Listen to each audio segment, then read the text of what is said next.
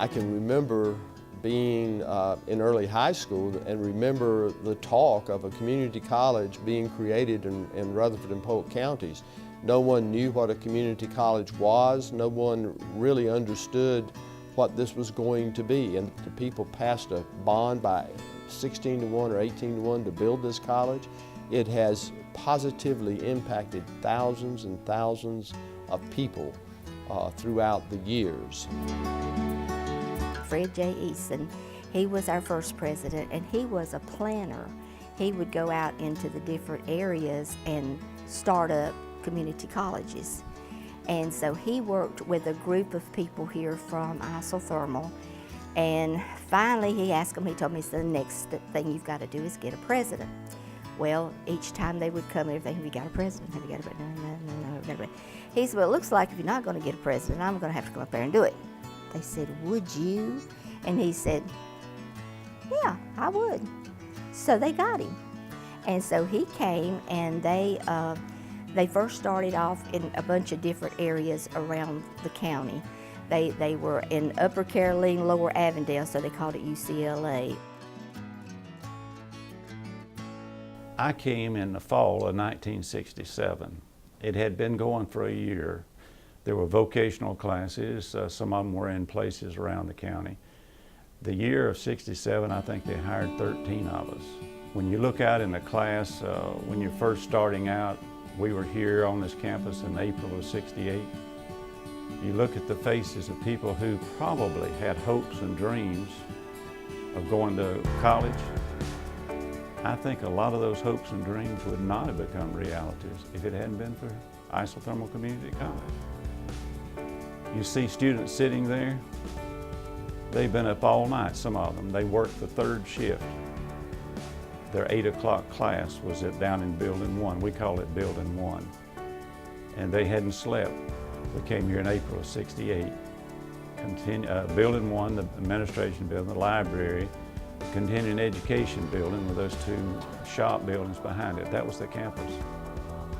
And we thought, wow.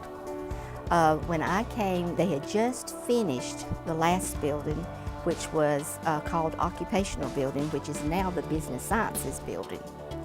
And so there was just those buildings, and the Student Center was in the Administration Building. So you knew all the students. Everybody was the business office, the bookstore, student services, Student Center, everything was in the Administration Building. So not only did you know the employees, you knew the students too. Then years later we added the Student Services Building and the Technical Building. They were built at the same time. Those things are part of this, and I can see those buildings, and I can see the students and the number of students. If you think about the hundreds of the thousands of students who have been through here, many of them went into teaching, many of them became owned mechanics, auto body, electrical. This college has made a difference in so many lives. I remember that I had a class in a church, one of my classes. This is a very fond memory. And the adults would come in there, and they were people that had just sort of dropped out of school or lost jobs or whatever and had never gotten a high school diploma. We worked, we had a good time, and the thing that just really touched me, I was friendly with the custodian there because he would unlock doors and do different things. And one day, he waited around until everybody was gone. And he came down, he said, "Can I talk with you a minute, Miss Gabriel?" I said, "Certainly." He said, "I can't read. Would you teach me to read?" I still get a chill thinking about it. And he said, "I want to be able to read the Bible." So we started some sessions there and had success, but it just really impacted me because I could see the range of needs from people who were coming to this college, and that impressed me more than anything. I had jobs prior to coming to Isothermal. I taught in high school in different places, but I really didn't establish a career until I came to Isothermal. And I came when the college was young. I came here in 1976, and it was a smaller faculty, fewer buildings, but we were a very tight-knit group from the very beginning. And as time went on, my experience with Isothermal was very much like family. Everybody cared for everybody, and everybody knew everybody. The buildings came, faculty enlarged, but it still had that family feeling. It's hard to imagine this county and surrounding without it. We built the Polk campus building and to help people that were driving back and forth. But that became part of the college. Then in '78, Dr. Fountain, Benjamin Fountain, come, and under his leadership, we developed the old trial room, and then the Polk campus was not very big. It didn't have a lot of programs and stuff like that, and he kind of worked with them and got the Polk campus kind of up and going. Mr. Ivy Cowing called me and asked me if I would be interested in serving on the Board of Trustees. I had great respect for Mr. Cowing, great respect for the college, and was honored that I was being considered, and I did receive an appointment to serve on the Board of Trustees. Then in '86, Dr. Bill Lewis came, and he was here for 21 years. And under his leadership, we developed the New Century Scholars Program. They built the foundation. I'll have to tell you, one of my greatest thrills when I was on this campus was going to the opening of the foundation. When it all came together, it was such a beautiful event. Just wonderful, wonderful food. We had the North Carolina Symphony here. We wore, my husband and my son rented a tuxedo. I've just never seen this campus come out quite like it did.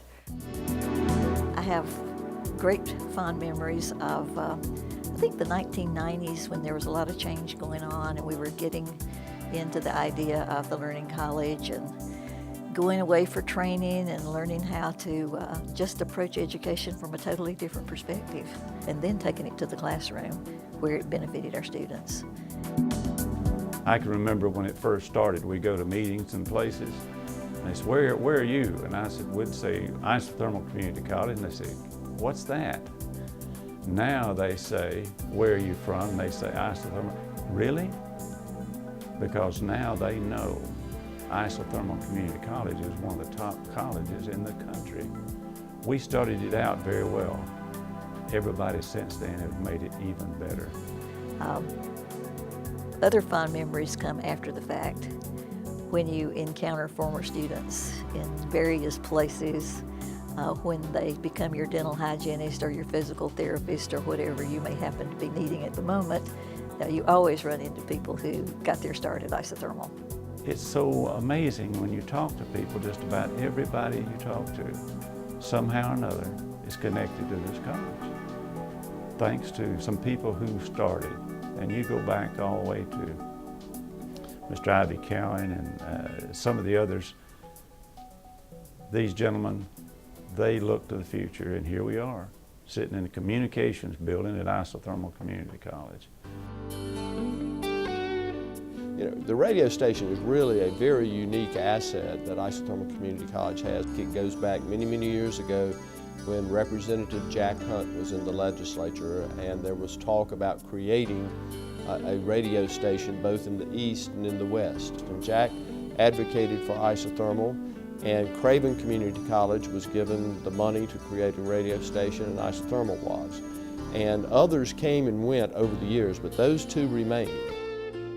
WNCW has been said to stand for Western North Carolina's window to the world, but it's also the world's window to Western North Carolina. There are just a lot of things that go along with a community college.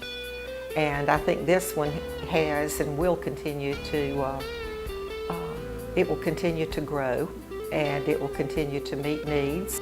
It just can't be the way it was when I was here. And it is changing, and I think it's preparing students in a wonderful way. And I thought it was then too. A lot of changes need to occur, or will occur, I hope, in that respect. I can't second guess what will happen in terms of programs. I'm sure new ones will come on the horizon, but my hope is that Isothermal will continue to be the vital part of the community that it's always been, and that it will continue to change as the needs for education change. So as we look at the future, the beauty of a community college and the beauty of Isothermal Community College is that we are adaptive. We can meet the challenge of change. And as Dallas Herring, the founder of the community college, says, we take people where they are and we will take them as far as they want to go. It's something that started in the past and is still continuing. We were helping students then, and we're still helping students. We are a journey, and the journey is still going on. It still continues.